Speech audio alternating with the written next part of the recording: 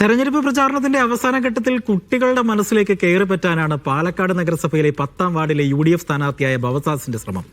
Basil's ഉൾപ്പെടെ കുട്ടികൾക്ക് നൽകിയാണ് പ്രചാരണം.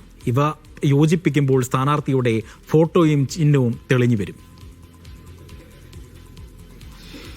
ഏത് മൂഡാണെന്ന് ചോദിച്ചാൽ ഇലക്ഷൻ മൂഡാണ്.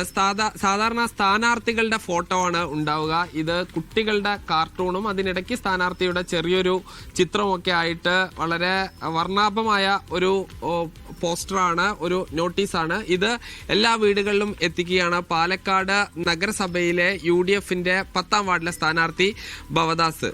ഇപ്പോൾ ഈ കുട്ടികളുടെ മനസ്സിൽ കൂടി കയറി പറ്റാനുള്ള പരിപാടിയല്ലേ? സാധാരണ എല്ലാവരും നോട്ടീസും അഭ്യർത്ഥനയുമായിട്ടൊക്കെ പോകുമ്പോൾ സ്വാഭാവിക ചെറിയ കുഞ്ഞു മക്കൾ നമ്മൾ പല വീടുകളിലും കാണാറുണ്ട്. പക്ഷെ അവർ മറ്റേ വോട്ടിനെ സംബന്ധിച്ചും അതുപോലെ തന്നെ ഇലക്ഷനെ സംബന്ധിച്ചൊക്കെ ചോദിക്കുമ്പോൾ അവർക്ക് ഒരു കളിക്കാനുള്ള ഒരു സംഗതി അതുവഴി പാരൻസിൻ്റെ മനസ്സിലേക്ക് മറ്റേ സ്ഥാനാർത്ഥി എന്നുള്ള നിലയിൽ എൻ്റെ ചിഹ്നവും എൻ്റെ മുഖവും അവരുടെ മുഖത്ത് തെളിയാൻ തക്ക രീതിയിലുള്ള ഒരു പുതിയ ഒരു സംവിധാനം ആവിഷ്കരിച്ചിരിക്കുകയാണ്. അപ്പോൾ അത് സത്യത്തിൽ ജനങ്ങളുടെ ഇടയിൽ വളരെ അനുകൂലമായൊരു ഇമ്പാക്റ്റ് ഉണ്ടാക്കിയിട്ടുണ്ടെന്നുള്ളതാണ് യാഥാർത്ഥ്യം. ഈ പസിൽസും എല്ലാം ഉണ്ടല്ലേ?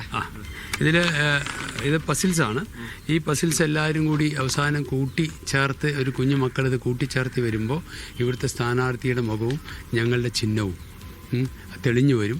അത് അവരുടെ മനസ്സിൽ മാത്രമല്ല, അത് കണ്ടുകൊണ്ട് നിൽക്കുന്ന പാരൻസിൻ്റെ മനസ്സിൽ കൂടി അത് തെളിഞ്ഞു വരും എന്നുള്ളതാണ് ഞങ്ങൾക്ക് മനസ്സിലാക്കാൻ പറ്റിയിട്ടുള്ളത്.